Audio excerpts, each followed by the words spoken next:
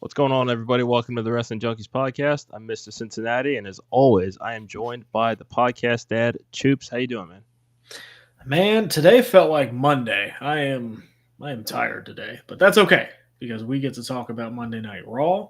We have a very fun after show interview. I'm very excited for. So As you should be. Yeah, let's talk some wrestling, buddy. Yeah, let's have some fun with it. As always, let me get the plugs out of the way here. Hit that QR code in the top left corner. Like, share, subscribe. What's that lucky number, Chris? Uno. Just one. If you know one person to enjoy this show, please share it with them. Let them see for themselves what we're doing. Subscribe to our YouTube channel at the Wrestling Junkies Podcast. And if you're feeling thirsty, buy a mug. It's the podcast ad to you, by the way. Buy a mug. Buy a shirt, buy a hoodie, buy a beanie, not a hat. Not a hat. I got to keep telling, like, I have to say it very slowly every not time. A hat. Not a hat, but yes, you can buy a beanie. Yeah, great interview that we'll be dropping this week with former MLW and Action World Champion Alex Kane.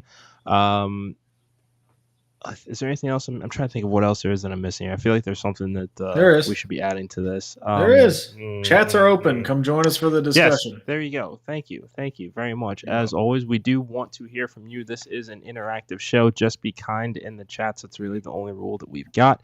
Yeah, Monday Night Raw is in the books, and it was a fine episode. Nothing explosive, but it wasn't the worst episode of TV they've ever done either.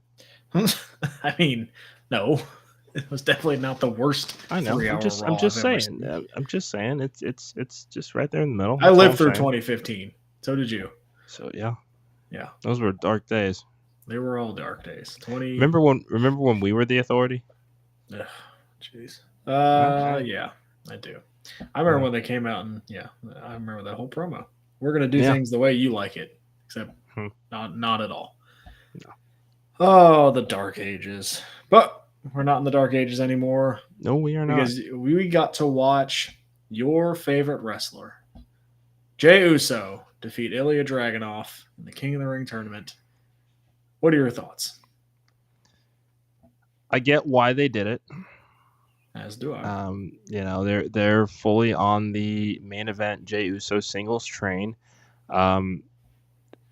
I am slowly starting to lose that illusion in which I was so optimistic and hoping that this would turn into something great for him.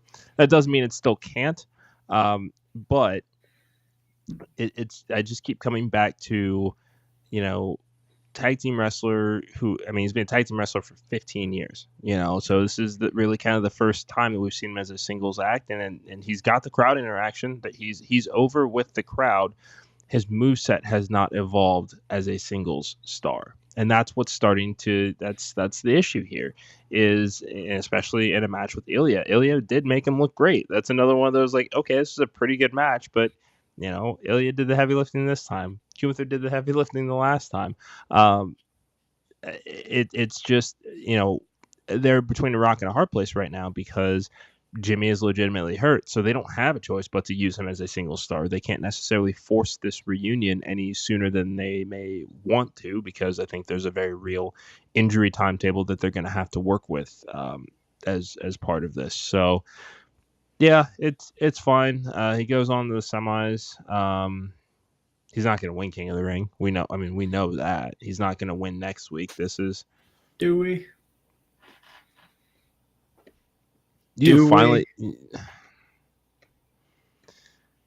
Are you saying that Gunther is going to lose to Jey Uso? I don't know.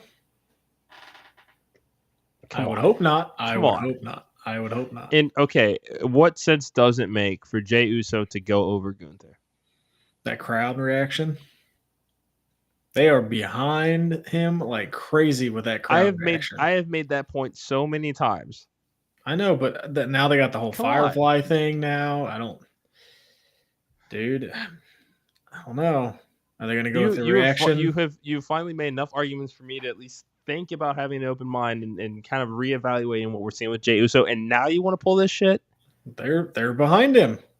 That's what all the reports say, is they're behind him. It better not be Jey Uso, I'll say that. But in the pit of my stomach,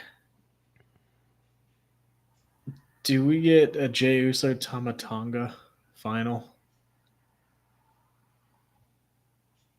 Damn it, that's really good. Is it though? It would be really good, I think. It's at this point they're trying to establish this new bloodline, this evolved new bloodline. Hey, well, don't you do that? You're the one who said we're in the new era. I'm just agreeing with you now. New bloodline, new era, new day. Yes, it is. New Testament. Final Testament. Whatever. I could see that as a way to further evolve this new bloodline, because Solo is really kind of unproven as the leader of a stable, and they're going to need to do something. Oh, it's a faction, pal. It's not a stable. Call it a fable. We're not in the barn. It's a faction. It's not a gang either. No gang warfare. It's a regime warfare. No, we already had one of those. The bloodline regime. All right. New era. Faction. Okay. I could see this as, again, helping to further establish that trio. Solo is still kind of unproven as this leader here, and while he is slowly finding his voice, Tama Tonga, I think, could be the bigger breakout star of those three, even in this very early of those three. Keep going. We're hearing that there is internal concern that Tama Tonga may overshadow Solo as it is. As they're growing this group. I mean, again, beat John Cena. What did they do with him after that? He's leading the new bloodline. Okay, well, he's still very unproven. And Tama Tonga isn't? Tama Tonga has done more direct shop in Japan in 14 years, and Michael Cole will get that over like gangbusters, more so than what Solo has done with the bloodline. You think the WWE crowd gives two shits about what you did in Japan? They do not. I think that they will find a way to make them care. I'd be more worried about Jacob Fatu overshadowing Solo. I mean, unless and until he shows up, like it's not anything. He signed. I know that he has, but until that day happens, then we're gonna look at the trio that is on TV, and I think of the trio that's on TV, Tama Tonga does have the bigger breakout potential, because there has been a slow build to making Solo a credible leader of this group. He's still finding his footing with it. We still don't know what the relationship is with Paul Heyman and kind of how that dynamic is working. Does the tribal chief have any say in any of this? Paul Heyman has not talked to Roman Reigns since WrestleMania they've put on TV. There are a lot of unknowns here, but I do think that this a Jey Uso Tama Tonga King of the Ring finals, because that's just the hypothetical you posed, could do more to benefit that bloodline group, especially if we're going to get Civil War games. Yeah. My only hang up on Tama Tonga is he's 41 years old. Like, that's fair. We're doing a breakout star at 41 years old? Probably not. And you wouldn't bring his partner in. How old's LA Knight? And where is LA Knight? He hasn't been on TV lately, but again, over with the crowd. Oh, sounds like Jey Uso. But Jey Uso's on TV. It's just that his skill set has not evolved to go with the character as a singles star. That's fine. Where's LA Knight? I don't know. You got a milk carton? Yeah. He also got a big win over an established star and hasn't done anything since. Yeah, but Solo's was last year. Yeah, but Solo had that enforcer role, so. Are you saying that there is no way to get an enforcer over after a major win like that? They didn't. I'm asking you though. You're saying that there was no way of doing that? Who would you beat after you beat John Cena? The way they beat John Cena. Like, who would you have had him? I would never have had him beat John Cena if there were no plans. I mean, we can't do anything about that, but I'm just saying that they could have found some follow-up for him, even if he... Who do you about this one? That's what I'm saying. Like, I don't know who. Like, when you beat John Cena, it's like, oh man, who else do you beat? Like, you're not going to be a main event player, so why even beat John Cena in the first place? It's bad booking. Did they feed Solo to Cody at all during that? During this thing? That was Solo's first loss. But like, was it a pay-per-view or a TV match? I just can't remember if it was TV or pay-per-view. It was before the first WrestleMania match. He beat Solo. Okay, but I mean, like they could have done something to have him a little bit more involved in the road to WrestleMania. Pull up, cage match? If you want to, I don't care. Okay, I'll pull up cage match. Won't you, Vamp? As always, buy shirts, buy hats. No, beanies, not hats. Damn it! We don't have hats. I know. I need to just design a damn hat. I know. I'm getting. I get it. All right. Jesus. I'm gonna come over there and flick you in the nose. I don't know. What? I don't know. I tell my kid that. Okay. Oh, so I'm your child now. Okay, got it. Kind of. When you act like one, yes. How often does that happen? A lot. Let's see. LA Knight beat Solo Sikoa a lot. Damn. There's a bunch of the house. Unfortunate. Okay, we spent like 11 minutes on this Bloodline story. When did he beat John Cena? Okay, that was Crown Jewel that Solo beat John Cena. Okay, I know, November but what was that? November? Yes. Okay. Anyway, as we're doing this, Damian Priest and Drew McIntyre face off to kick off the show, basically trying to blame everybody for his problems except for him.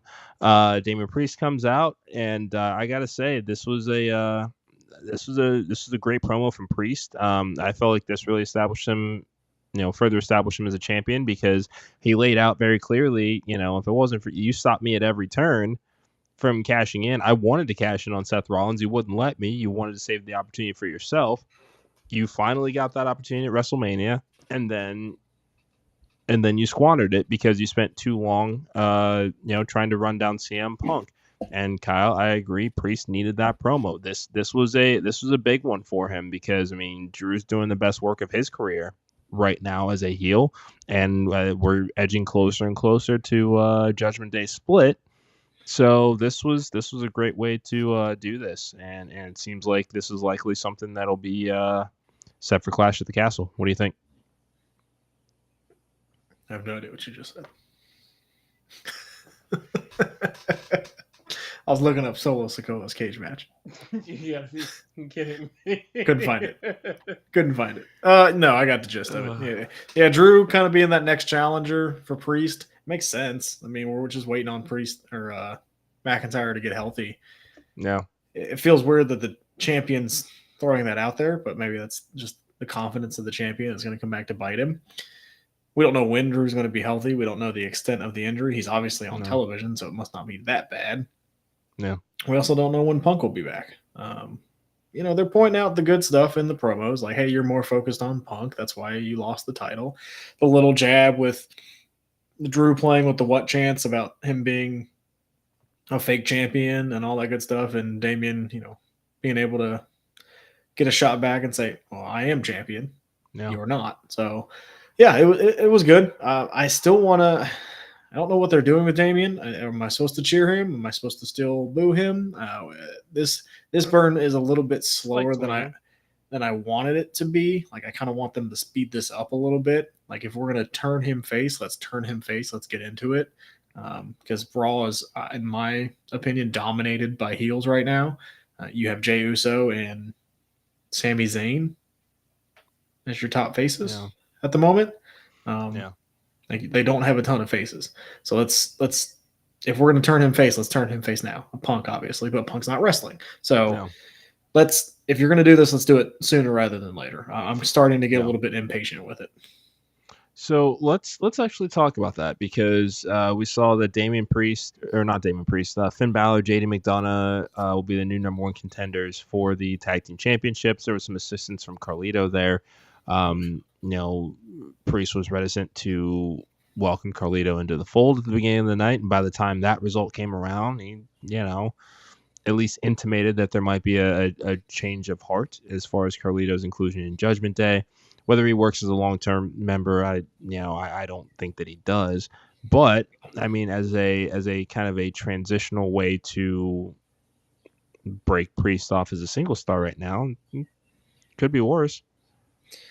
Yeah, I just have the feeling we're going to get a Priest Carlito match for the title, and I don't know if anybody wants to see that. No, put it on Monday night. It's just, I don't know. That's kind of where I'm at. Like, if we're going to turn him face, let's move it. Like, let's go. Like, I want to see this. The Judgment Day, I think it peaked, and I think we're on that downturn, and it's falling very quickly for me. Where it's just like, okay, it's another Judgment Day segment. Like, just break Finn and JD off, let Dom go do his thing. Like, Dom's got the storyline with Liv. I like that. I like because they're doing a lot of subtle things with it. I don't know if you noticed last week, Dom had a bandana, and then after he got caught sneaking with Liv then posted on Instagram a photo shoot. The bandana was in her pocket. Yeah. So the little stuff is really cool. Let that story play out. Carlito, I don't know. Like, the booking with Carlito's been dog shit since he's been back. Like, let's be honest. Like, he hasn't really done anything. This feels kind of forced to me. I'm ready for this faction to be done. Yeah, and like Kyle says, Rhea did get that certainly didn't help matters. I mean, that injuries are the name of the game, but definitely something they didn't plan for. So they're kind of working with what they've got here, and again, I don't want any long-term alliance. We did see them try to tease that with Andrade, but that's not necessarily what's needed here. But if it's a way to specifically break off Damian Priest or help to advance that, then I'm fine with it. Yeah, let's just speed up a little, Papa H. Just a little bit. King of the Ring. We had some tournament matches, not qualifiers. Io and Shayna, two of the greatest NXT Women's Champions of all time, going at it one-on-one. Queen of the Ring. You're right. Where are my manners? Yeah, I'm sorry. Queen of the Ring. A gentleman. Not you. Yeah, it's my bad. Io has looked fantastic since her WrestleMania match. Like, where has this Io Sky been? Like, this is Io Shirai. Where has this Io been? Ooh. Yeah, it's definitely good to see her coming in hot here. Especially because we got King of the Ring. Money in the Bank will be coming up soon as well, and you have to think that maybe not a favorite for Money in the Bank as far as to run it back. I personally wouldn't, but it wouldn't surprise me if she's in the match again. No, I think she's going to win this tournament. Okay, if she doesn't win this tournament, I think she'll be in Money in the Bank. I could see it. I don't know who. Like, if she wins this tournament, like, who's going to be on the SmackDown side of it? I'd have to look at that bracket. I'm also not used to him chiming in with words and not the crown emoji. That's what I would have expected to see. Like, you got to expect it's going to be Jade or Bianca.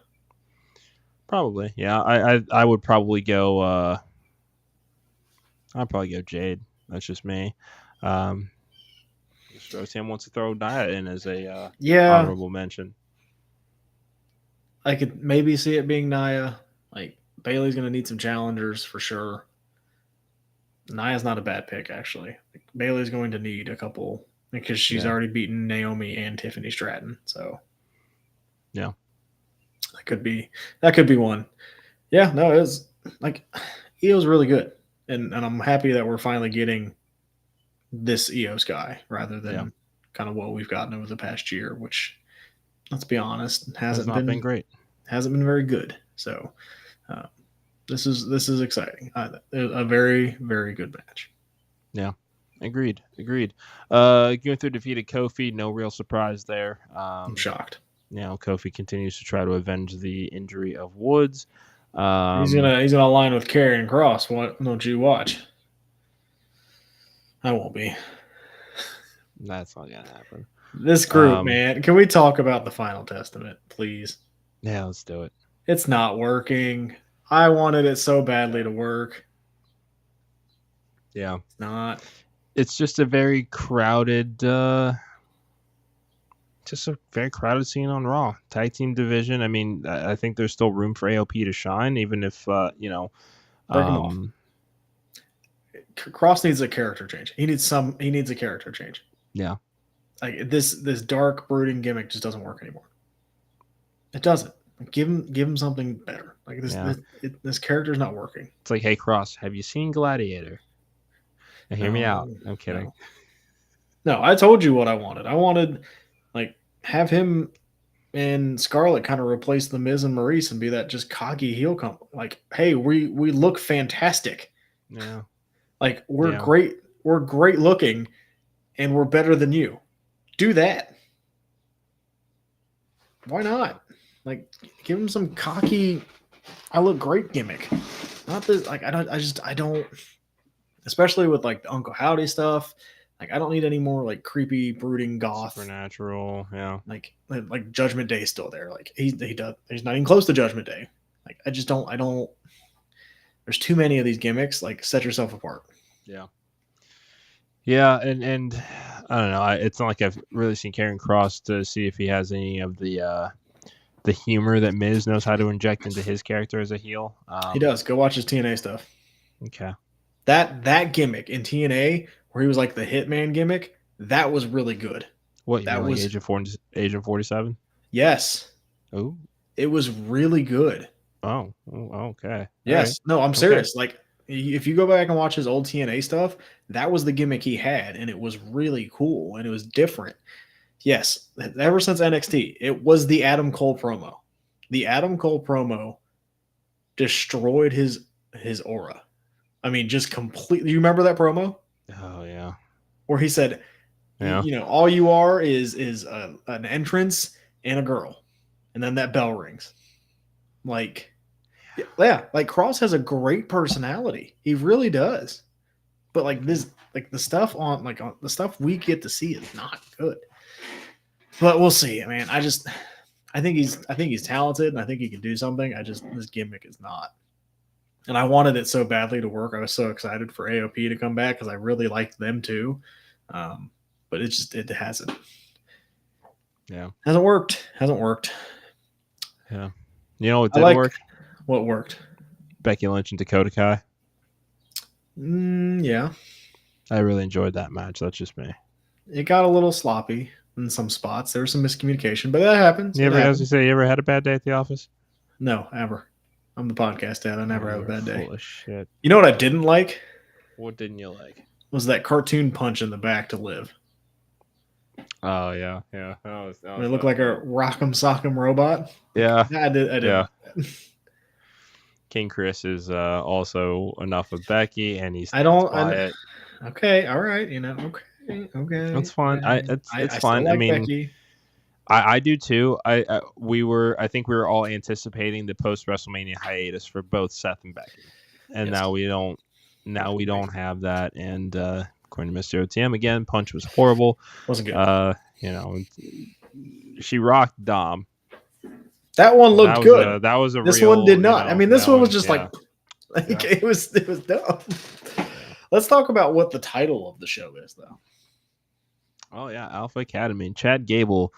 Tensions finally reaching a boiling point with Otis. Slapped him. Had some not so nice things to say to Tozawa and Maxine. I love heel Chad Gable. It's good. It needs to go to the next level. I mean, this is a step in that direction. He finally put hands on Otis. It is. I kind of want to. How do I say this without sounding like a dick? Do your best. I like that Chad Gable is heel. I want to see a little bit. It's going to take a minute for me to take him as serious as they want me to take him at. You know what I mean? Sure. Since he has been doing that comedy stuff for so long that in some of his promos, it still comes off as like over the top heel. Give it time. Like almost like I'm playing a heel kind of thing, right? Hey, Bailey eventually figured it out. And that's what I'm saying. Like I think it's going to work. It was the same thing with when the Young Bucks did it too. Like I was like, oh, I don't like this. Yeah. Now I love it because they have They've grown into it. They're getting better each week. I'm holding out faith that Chad Gable does this. But again, I kind of want to see this sped up a little bit. Drop the Alpha Academy. Let's get into this. Let's get him away from them, because that's the first step that I need to see, is just get away from the Alpha Academy. Because Tozawa, like, come on, Tozawa and Maxine, they're comedy. Otis is comedy. Like, if you want me to take you seriously as a heel, if you want me to take you seriously as a heel, get as far away from them as you can. Won't hear an argument from me. Good. Because I thought I made a really good point. So I'm glad you didn't have a rebuttal. Well, this is a podcast. It's supposed to, go back and forth, but that's fine. Sometimes it does, sometimes it doesn't. That's what podcasts are. I know something else that you loved last night. And it gave you a little tickle on your toes. It was Ilja Dragunov cutting a promo backstage. Oh, yeah. And then the ring general walked up, and they just didn't say a word. Man. Didn't say a word. I want it. I want it now, but man. The tension was there. And then the post-match, when he came out, and they locked eyes again. Like, they did. They're doing the right thing. That match is coming, and it's going to be so good. Yeah. But that's one of those slow burns that I just want to I want it to be slow. Like, keep doing these little teases for me, because the moment that happens, it will be parked most likely on your couch, but just locked the hell in to that television to see that match. I cannot wait. Yeah, no, it's gonna be fun. Final thoughts on Monday Night Raw? It was a good episode. These Raws don't feel as bad anymore. No, 3 hours flies by. They're consistent. It's okay. Well, that's my opinion. Remember, that's the give and take of a podcast, as you so eloquently just stated. So, do you think we're going to get? And this is kind of an in the future question for when they go on Netflix. Do you think we're going to get as many ad breaks? I don't know. Okay. I don't know. That'll remain to be seen. I don't pay for Netflix with ads, so it's not going to really affect me, I don't think. And even if it does... You don't get ads? No. So we'll probably just get what Peacock does, as far as just playing like random teasers of wrestlers just to fill like commercial time. So even with like all the sponsors and stuff? Yes, I saw that tweet, Kyle. I saw it. That was one of your favorite Ilja Dragunov matches. Thank you. Yeah. Justified. Yeah. But we'll see. I think that's going to do it for us on tonight's episode of the Wrestling Junkies Podcast. We will be back tomorrow night, Wind Down Wednesday. We'll talk a little bit of Dynamite, talk some NXT. As always, like, share, subscribe, buy some merch, follow Main Event Network at mainevent_net on all social media platforms. And we will be back. Be nice, and we'll see you tomorrow for not for Mr. Cincinnati, for the podcast, Dad. I'm Mr. Cincinnati. Jeez. Wrestling Junkies Podcast. Don't do this. All the way to the finish line, and he face plant.